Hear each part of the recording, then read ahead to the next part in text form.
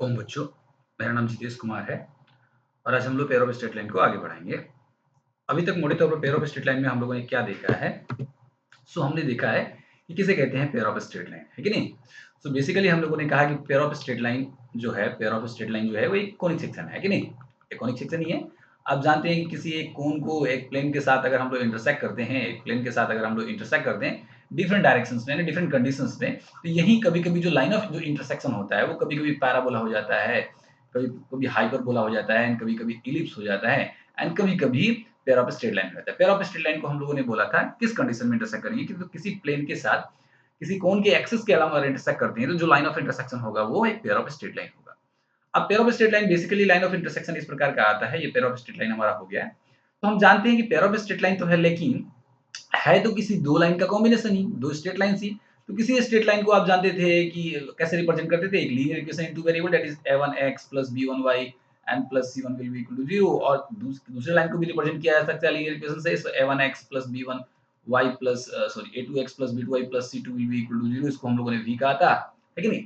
हमने कहा था ठीक है, इंडिविजुअली सेपरेटली तो स्ट्रेट लाइन को रिप्रेजेंट करने के लिए लीनियर इक्वेशन है, लेकिन यूनिकली इन दो पेयर ऑफ दो स्ट्रेट लाइन के जो पेयर है यानी कॉम्बिनेशन है, इसको कैसे रिप्रेजेंट किया जाता है? तो इसका कंबाइन इक्वेशन लिखा था हमने u into v is equal to 0, है कि नहीं? This equation will represent the combined equation of the pair of straight line. इसके आधार पे हम लोगों ने बहुत सारे न्यूमेरिकल्स किए। उसके बाद में हम लोगों ने एक स्पेशल केस ले लिए थे, pair of straight line passing through origin, है ना? Pair of straight line passing through origin, और हमने कहा था कोई भी homogeneous equation in two variable that is ax² + 2hxy + by² in two variables of degree 2 will represent a pair of straight line passing through origin. और इसके आधार पे कुछ नेचर ऑफ लाइंस की बातें हम लोगों ने किया था। h square minus A B अगर इज इक्वल टू 0 है, h square minus A B अगर ग्रेटर देन 0 है तो लाइंस रियल होंगे और डिस्टिंक्ट होंगे, रियल होंगे, कॉन्स्टेंट होंगे। h square minus A be less than 0 होगा, इसका मतलब लाइन एग्जिस्ट नहीं करेगा, नॉन रियल लाइंस होगा। अगर b इज इक्वल टू 0 होगा तो one of the lines is parallel to y axis या one of the line is y axis in case of passing through origin. इस तरीके की बातें हम लोगों ने किया था और इसके आधार पर भी कुछ न्यूमेरिकल्स हम लोगों ने सॉल्व किया था। फिर हम लोग आने लग गए थे कि यहाँ पे जो दो लाइंस रिप्रेजेंट कर रहा है, ये जो इक्वेशन दो लाइंस रिप्रेजेंट कर रहा है, उनके बीच का उनका स्लोप कैसे निकाला जा सकता है कि नहीं? स्लोप का फॉर्मूला हम लोगों ने निकाला था minus H plus minus under root H square minus A B and whole divided by B, इस प्रकार का फॉर्मूला निकाला था। तो दो लाइंस के दो स्लोप मिल जाते थे। Sum of products of the slope की बातें हम लोग सम ऑफ स्लोप की बातें किया था minus 2h upon B and products of slope की बातें किया था a बाई बी, और इसके आधार पे भी कुछ न्यूमेरिकल्स हम लोगों ने किया है, ठीक है? आज का टॉपिक थोड़ा सा हम लोग आगे बढ़ाएंगे, तो चलिए चलते हैं। आज का टॉपिक क्या है? मान लीजिए कि ये जो इक्वेशन है x square plus 2hxy plus by square is equal to 0 क्या रिप्रेजेंट कर रहा है? So pair of straight line passing through origin. तो ये जो ओरिजिन से पास करता हुआ पेयर ऑफ स्ट्रेट लाइन है, इनके बीच का एंगल निकालना है। Acute angle between pair of straight line passing through represented by this line, है कि नहीं? Pair of straight line passing through origin कह सकते हैं या रिप्रेजेंटेड बाय दिस लाइन कह सकते हैं, एक ही बात है। तो आप देखिए यहाँ पे बेसिकली आप कह सकते हैं कि ये दो स्ट्रेट लाइंस है, ये ओरिजिन से पास कर रहे हैं, तो इनके बीच का एंगल हमें निकालना है। क्या निकालना है हमें? इनके बीच का एंगल निकालना है। अब ये एंगल कैसे निकलेगा आप देख लीजिए।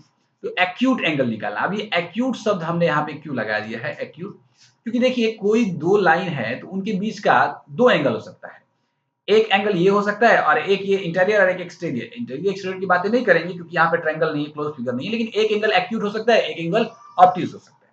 तो if this is theta, this is pi minus theta. तो अगर आपने एक्यूट निकाल लिया तो ऑब्ट्यूज भी बता सकते हैं, दोनों एंगल बता सकते हैं, है कि नहीं? और अगर परपेंडिकुलर है तब तो कोई बात ही नहीं है। अगर परपेंडिकुलर है तो दोनों ही एंगल 90 डिग्री होंगे। तो ये एक्यूट एंगल हमें निकालना है बच्चों। तो इस एक्यूट एंगल का फॉर्मूला हमारे पास है यहाँ पे। आप याद कीजिए बचपन में जब हम लोग कोऑर्डिनेट ज्योमेट्री पढ़ रहे थे, टू डायमेंशन कोऑर्डिनेट ज्योमेट्री, और यहाँ पे angle between two straight lines की बातें कर रहे थे, तो ये वाला फॉर्मूला हम लोगों ने पढ़ा था, है कि नहीं? tan theta is equal to mod of m1 minus m2 upon 1 plus m1 m2 where m1 and m2 are the slopes of the two lines। इसी चीज को आप यहाँ पे पुट कर दीजिए तो आपको ये वैल्यू मिल जाएगा। कैसे निकालना है? तो ये कोई बड़ी बात नहीं है, आप जानते हैं सम ऑफ द स्लोप्स तो आप निकाल सकते हैं। क्या होगा? -2h upon b, है ना? m1 इंटू m2 का वैल्यू तो निकाल सकते हैं, वो कितना होगा? a upon b। m1 minus m2 भी निकाल सकते हैं बच्चों। आप जानते हैं m1 minus m2 will be equal to under root m1 plus m2 का whole square minus 4m1 m2। तो यहाँ पे m1 प्लस m2 का वैल्यू पता है, m1 m2 का वैल्यू पता है, तो m1 माइनस m2 का वैल्यू निकाल सकते हैं। एंड m1 m2 का m1 प्लस m2 का वैल्यू है ही, m1 m2 का वैल्यू है ही। इसको सब्स्टिट्यूट कीजिए यहाँ पे, ये इक्वेशन आपको मिल जाएगा। ये इक्वेशन बहुत इंपॉर्टेंट है, आपको याद रखना है। Angle between the pair of straight line passing through origin, that is angle represented by straight lines represented by x square plus 2xy plus by square, ठीक है। ये याद रखना है आपको थोड़ा सा। अब थोड़ा सा आते हैं हम लोग तो ये angle of angle acute angle between two straight lines का फॉर्मूला आपको याद रखना है। आगे हम लोग देखेंगे कंडीशंस, कुछ कंडीशंस देखेंगे यहाँ पे, conditions for perpendicular lines and condition for parallel lines. दो लाइन का परपेंडिकुलर होगा एंड दो लाइन का पैरेलल होगा, है कि नहीं। तो लो दो लाइन परपेंडिकुलर का कंडीशन तो हम लोग जानते हैं कि अगर दोनों के स्लोप का प्रोडक्ट अगर -1 हो जाए तो वो परपेंडिकुलर होगा, ये बातें तो हम लोग जानते हैं। एंड स्लोप का फॉर्मूला भी हम लोग जानते हैं, प्रोडक्ट ऑफ स्लोप का भी फॉर्मूला जानते हैं, a by b। तो आप यहां से अगर इसको सिंप्लीफाई कर ले तो ये कंडीशन मिल जाता है हमें a plus B will be equal to 0। A क्या है, कोफिशिएंट ऑफ एक्स स्क्वायर है, एंड बी क्या है, कोफिशिएंट ऑफ वाई स्क्वायर है, एच क्या है, half of the coefficient of X Y है कि नहीं।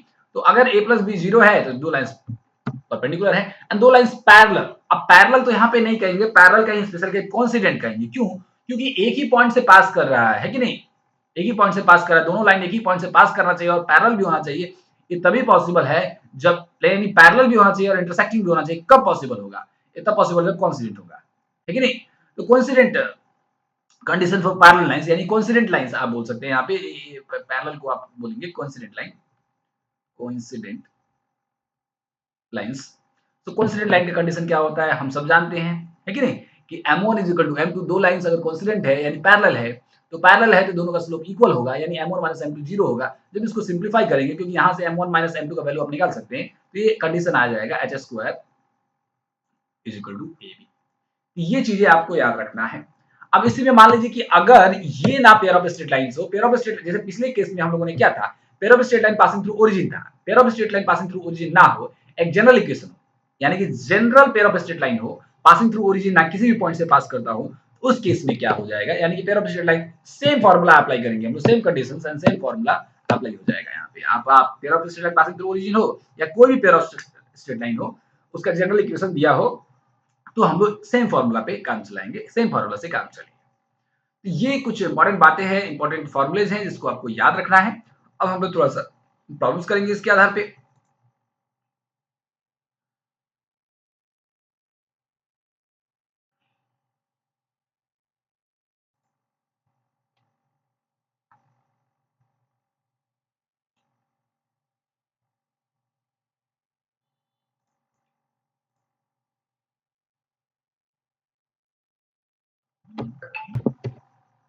हाँ, तो देखते हैं बच्चों, प्रॉब्लम्स देखते हैं। तो एक्सरसाइज 4.2 सॉल्व कर रहे हैं हम लोग। सो एक्सरसाइज 4.2 का वन देखते हैं पहले।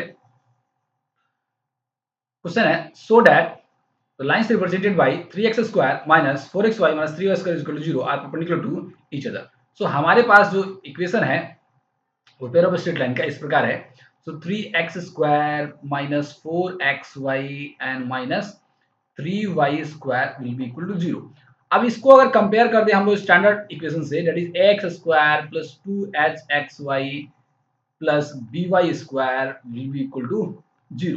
तो हमें क्या मिलेगा यहाँ पे, आप कह सकते हैं कि a क्या है, coefficient of x square that is 3, b क्या है तो यहाँ पे coefficient of y square that is -3, and h क्या है तो half of the coefficient of xy that is -4/2 that is -2। Now condition for perpendicularly क्या हो, सो a प्लस b हमें निकालना है। तो a कितना है सो 3, b कितना है so -3 will be equal to 0। यही कंडीशंस है एंड देयरफॉर कह सकते हैं lines are perpendicular to each other, lines are perpendicular to each other, lines are perpendicular to each other. बस ये सिंपल सा प्रॉब्लम है, नथिंग एल्स। देखना चाहे तो एक और प्रॉब्लम देख सकते हैं हम लोग, यहाँ पे देख लीजिए। So that the lines represented by this are coincident है। तो कोइंसिडेंट होने के लिए क्या प्रूव करना पड़ेगा, तो हमारे पास x square plus 6xy and plus 9y square will be equal to 0। अगर इसको हम लोग स्टैंडर्ड फॉर्मेट से कंपेयर करेंगे, x square plus b 2hxy plus by square will be equal to 0 से कंपेयर करेंगे। ए क्या है यहाँ पे 1 है, बी क्या है यहाँ पे सो 9 है, 9y स्क्वायर है, एंड h क्या है so half of the coefficient of xy that is half of 6 that is 3। अब हमें क्या निकालना है, कंडीशन फॉर पैरेलल है कि नहीं, कोसेंट है कि नहीं। एच स्क्वायर निकाल देते हैं, एच स्क्वायर कितना हो जाएगा, 3 square that is 9। A B निकालते हैं हम लोग, सो ए कितना है 1, बी कितना है 9, तो 1 इंटू 9 9। सो देयरफॉर हम लोग कह सकते हैं H square will be equal to A B, H square will be equal to A B, दोनों है इज इक्वल टू 9, और H square is equal to A B है, तो यही कंडीशन था, आप याद कीजिए, है ना। So therefore lines are parallel to each other, lines are parallel to each other।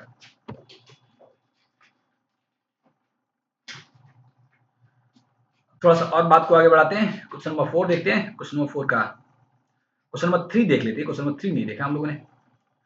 Find the value of k if the lines represented by this are perpendicular to each other, है ना। तो आप यहाँ पे देखिए, हमारे पास इक्वेशन दिया है kx² plus 4xy minus 4y² will be equal to 0।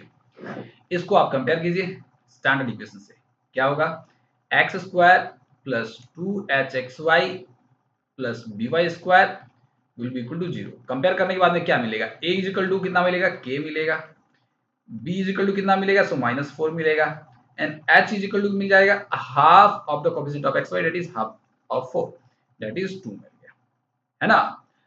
अब लाइन ऑफ परपेंडिकुलर है, तो यहाँ k जो वैल्यू है जो अननोन है उसका निकालना है। तो if lines are perpendicular then क्या होगा, a plus B will be equal to 0, condition of perpendicularity है कि नहीं। तो a कितना है, सो k, b कितना है, सो -4 विल बी इक्वल टू 0, और इसलिए आप कह सकते हैं कि k का वैल्यू कितना हो जाएगा, k का वैल्यू हो जाएगा 4। बहुत ही सिंपल तरीके की प्रॉब्लम्स होंगी। अभी कंडीशंस का इस्तेमाल कर रहे थे, जरा एंगल निकालने का हम लोग थोड़ा सा काम कर लें। तो क्वेश्चन नंबर 4 का 1 देखेंगे हम लोग। Find the measures of the acute angle between the lines represented by this. हमारे पास एक लाइन दिया हुआ है और वो लाइन इस प्रकार है, so 3x² minus 4 √3xy and plus 3y² will be equal to 0, है ना। अब इसको सबसे पहला काम होगा, कंपेयर कीजिए स्टैंडर्ड इक्वेशन से, that is ax² plus 2hxy plus by² will be equal to 0। आप देख पा रहे हैं यहाँ पे a का वैल्यू कितना है, सो 3 है, b का वैल्यू कितना है, सो 3 है, एंड h का वैल्यू कितना है, सो h का वैल्यू कितना है, सो आपको हो जाएगा half of the coefficient of x that is -4√3, that is आप कह सकते हैं -2√3 हो जाएगा।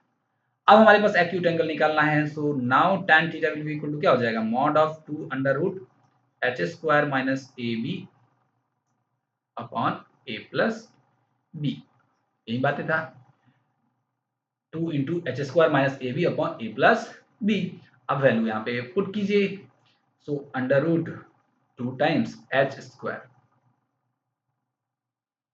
दैट इज -2√3 का whole square minus ab that is 3 into 3, है ना, divide by a plus B that is 3 plus 3। तो आप देख लीजिए कितना हो जाएगा यहाँ पे, ये मॉड के अंदर 2 तो होगा ही, ये अंडर रूट क्या हो जाएगा, तो ये स्क्वायर हो जाएगा 4 एंड 3 12, सो 12 हो जाएगा, एंड माइनस ये कितना हो जाएगा, 3 3 9, सो 9 हो जाएगा, अपन हो जाएगा 3 3 3 प्लस 3 6। तो ये बेसिकली क्या हो जा रहा है यहाँ पे देखिए, सो मॉड निकाल लीजिए, सो 2 एंड 12 माइनस 9, है ना, कितना हो जाएगा 3, सो √3 एंड होल डिवाइडेड बाई 6। अगर आप इसको सिंप्लीफाई कर रहे हैं, तो ये क्या हो जाएगा, √3 डिवाइडेड बाई 3 हो जाएगा। आप इसको और सिंप्लीफाई करेंगे, सो 1/√3 आ जाएगा बाहर, सो 1/√3 हो जाएगा। सो आप कहेंगे tan theta is equal to, अगर 1/√3 है, 1/√3 है, तो आप कह सकते हैं जो एक्यूट एंगल होगा वो कितना होगा, 1/3 कितना होगा, 30 डिग्री पे होता है, दैट इज π/6 होगा। ऑब्ट्यूस एंगल की बातें करेंगे तो π - π/6 दैट इज 5π/6 होता है। ये सिंपल सा टेक्निक्स है, सिंपल से फॉर्मूले हैं, उसमें वैल्यू पुट करना है, नथिंग एल्स, इसमें कोई बड़ी चीज नहीं है। और भी थोड़ा सा करते हैं बात, क्वेश्चन नंबर 4 देखते हैं। तो क्वेश्चन नंबर 4 का 4 देख रहे हैं, find the measure of acute angle between the lines represented by this. Measures of acute angle between the lines represented by this, ऐसा दिया है। तो हमारे पास लाइंस जो दिया हुआ है यहाँ पे a square minus 3b square into x square plus 8ab xy plus B square minus 3a square y square.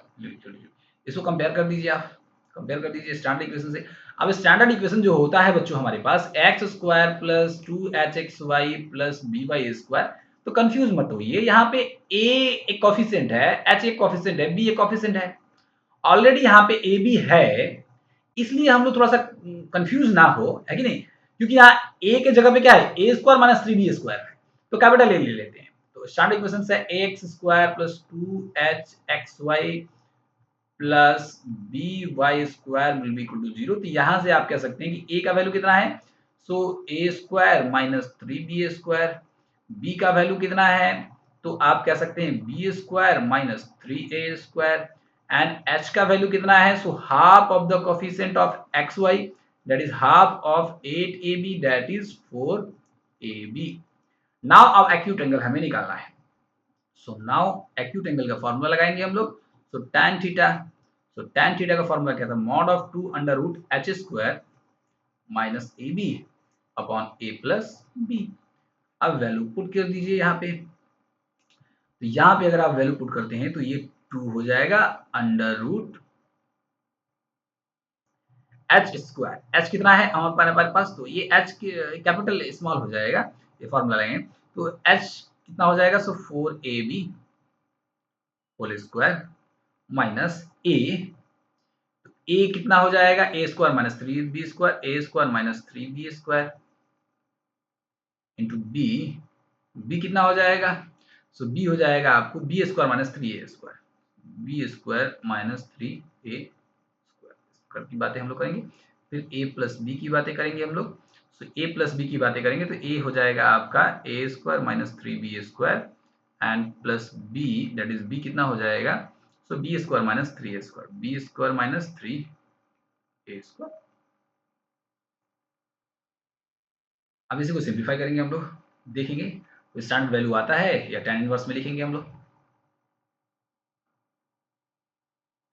तो चलिए जरा हम लोग करेंगे यहाँ पे, so tan theta will be equal to, so पहली बात तो ये मॉड के अंडर 2 तो रहेगा ही, अंडर रूट लेंगे हम लोग यहाँ पे से मल्टीप्लाई करते हैं तो ये कितना हो जाएगा 4 16 A B A square B square तो होगा ही, फिर इसकी बात करेंगे तो अगर इसको मल्टीप्लाई करते हैं हम लोग, सो माइनस हम लोग कर देते हैं पहले, सो ये हो जाएगा ए स्क्वायर बी स्क्वायर है ना, प्लस है ना माइनस 3a4 माइनस 3a4 फिर माइनस 3b4 माइनस 3b4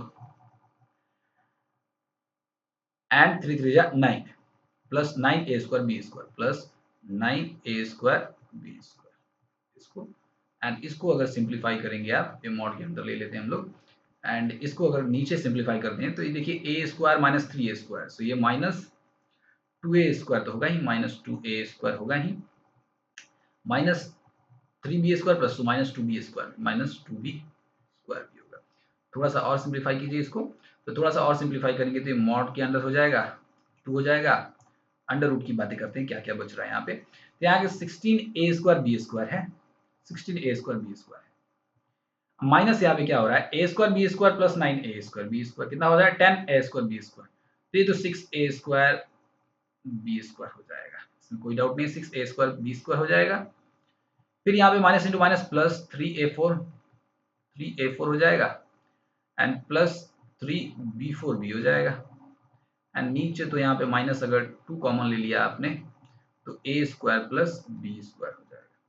तो आप यहाँ पे अगर एक चीज देखें तो बेसिकली यहाँ 6a स्क्वायर बी स्क्वायर में 6a स्क्वायर बी स्क्वायर ये 2 कैंसिल हो रहा है ना मॉड के अंदर, और 6a स्क्वायर बी स्क्वायर में अब इसमें से 3 कॉमन ले सकते हैं तो बाहर क्या आ जाएगा अंडर रूट 3, और ये क्या बच रहा है under root 2a4 plus b4 plus 2a square B square, basically क्या हो जाएगा a square plus B square का होल स्क्वायर हो जाएगा, a square plus B square का होल स्क्वायर हो जाएगा, आप करके देख लीजिए, a square a4 plus b4 plus 2a² plus b², और नीचे हमारे पास माइनस तो है ही, a² प्लस b² का होल स्क्वायर। ये देखिए कैंसिल हो रहा है, ये कितना हो रहा है -√3।